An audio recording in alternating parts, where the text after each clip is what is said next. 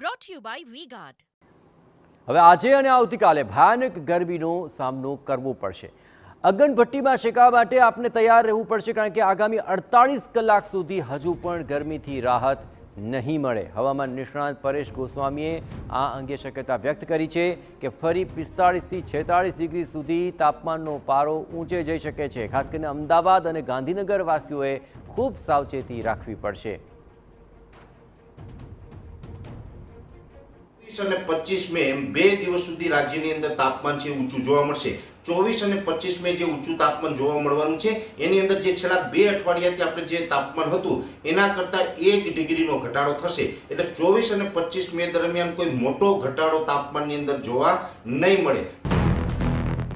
તો 1000 થી ગરમી વચ્ચે મોટા રાહતના સમાચાર।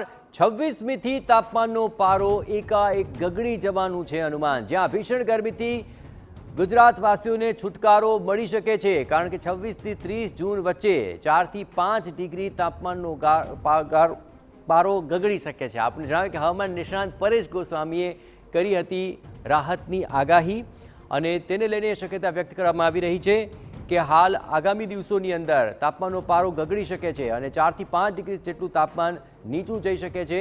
હવામાન નિષ્ણાત પરેશ ગોસ્વામીએ આ શક્યતા વ્યક્ત કરી છે, એટલે કે જે અંગ દજાડતી ગરમી અત્યારે પડી રહી છે, પરંતુ આગામી તારીખોની અંદર 4 થી 5 ડિગ્રી જેટલું તાપમાન નીચે ગગડતા રાહત મળી શકે છે। 20 તારીખથી તાપમાનની અંદર ઘણો બધો ઘટાડો નોંધાશે।